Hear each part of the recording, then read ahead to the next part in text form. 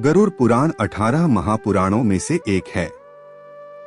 इसे महर्षि वेदव्यास ने रचा है। इसका संवाद भगवान विष्णु और उनके वाहन गरुड़ जी के बीच हुआ है। गरुड़ जी ने भगवान से जीव की मुक्ति, मृत्यु के बाद की स्थिति, पाप पुण्य का फल, यमलोक की यात्रा, स्वर्ग नरक, मोक्ष और भक्ति के मार्ग के बारे में प्रश्न किए और भगवान विष्णु ने उन्हें विस्तार से उत्तर दिया। यह ग्रंथ धार्मिक, दार्शनिक और आध्यात्मिक दृष्टि से अत्यंत महत्वपूर्ण है। विशेषकर मृत्यु और परलोक के रहस्यों का वर्णन इसमें विस्तार से मिलता है, इसीलिए इसे अंत्येष्टि ग्रंथ भी कहा जाता है। गरुड़ पुराण का स्वरूप। गरुड़ पुराण दो प्रमुख खंडों में विभाजित है। एक पूर्व खंड, आचार खंड, इसमें धर्म, नीति, आयुर्वेद, ब्रह्म ज्ञान, योग और भक्ति के विषय हैं। दो उत्तर खंड, प्रेत खंड, इसमें मृत्यु के बाद की यात्रा, यमदूत, नरक, पितृलोक, श्राद्ध, दान और मोक्ष का ज्ञान दिया गया है। मुख्य विषय और ज्ञान। एक, धर्म और आचार। गरुड़ पुराण में धर्म का आधार बताया गया है। इसमें कहा गया है कि मनुष्य को सत्य, दया, दान, तप और अहिंसा का पालन करना चाहिए। जो व्यक्ति अपने कर्तव्य, स्वधर्म को निभाता है वही श्रेष्ठ है। सत्य बोलना सबसे बड़ा धर्म है। दान देना पापों का शमन करता है। गुरु, माता पिता और अतिथि की सेवा पुण्य का कारण है। दो, मृत्यु का रहस्य। गरुड़ पुराण में मृत्यु को जीवन का स्वाभाविक अंग बताया गया है। जब जीव का संचित कर्म समाप्त हो जाता है, तब प्राण शरीर से निकलकर यमराज के दूतों द्वारा ले जाए जाते हैं। प्राणी के अच्छे बुरे कर्म यमदूतों को ज्ञात होते हैं। मृत्यु के समय जो नाम जपता है, उसी के अनुसार उसकी गति होती है।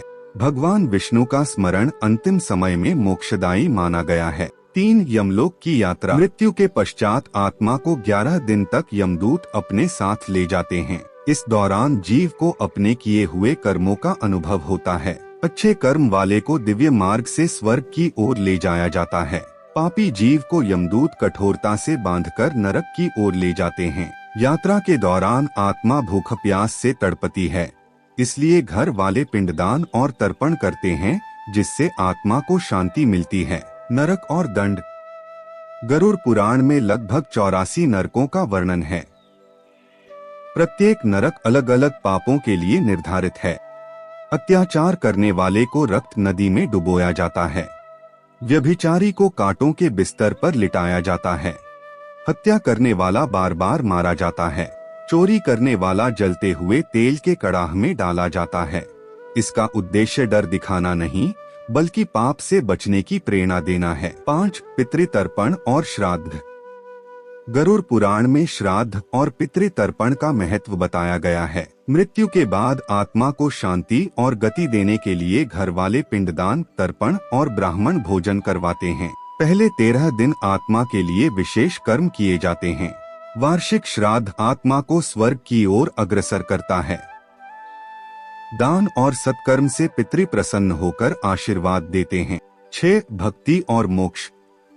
गरुड़ पुराण का अंतिम और सबसे महत्वपूर्ण संदेश है, भक्ति ही मोक्ष का मार्ग है। भगवान विष्णु का नाम जप, कीर्तन, ध्यान और सेवा करने वाला व्यक्ति मृत्यु के पश्चात मुक्त हो जाता है। मोक्ष पाने के लिए अहंकार, वासना और लोभ का त्याग आवश्यक है। जो भक्त गीता, भागवत या विष्णु नाम का स्मरण करता है, उसे यमलोक की यातनाएं नहीं झेलनी पड़ती। 7, जीवन के आदर्श। गरुड़ पुराण में यह भी कहा गया है कि मनुष्य को जीवन में कैसा आचरण करना चाहिए। संतोषी बने, क्योंकि लोभ पाप की जड़ है। विनम्र और सहनशील बने। सत्संग करे और सदैव सत्य का अनुसरण करे। दूसरों की मदद करे, पशु पक्षियों से भी प्रेम करे। 8, आयुर्वेद और स्वास्थ्य। गरुड़ पुराण में स्वास्थ्य की रक्षा और दीर्घायु के लिए भी बातें लिखी हैं।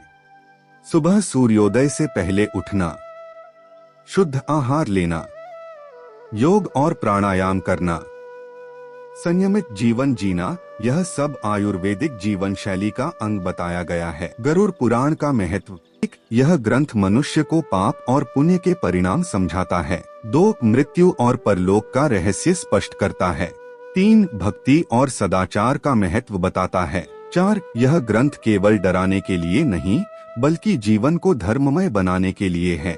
उपसंहार: गरुड़ पुराण हमें यह शिक्षा देता है कि जीवन क्षणभंगुर है, इसलिए इसे व्यर्थ कार्यों में न गवाएं। अच्छे कर्म करें, भगवान का स्मरण करें, माता पिता और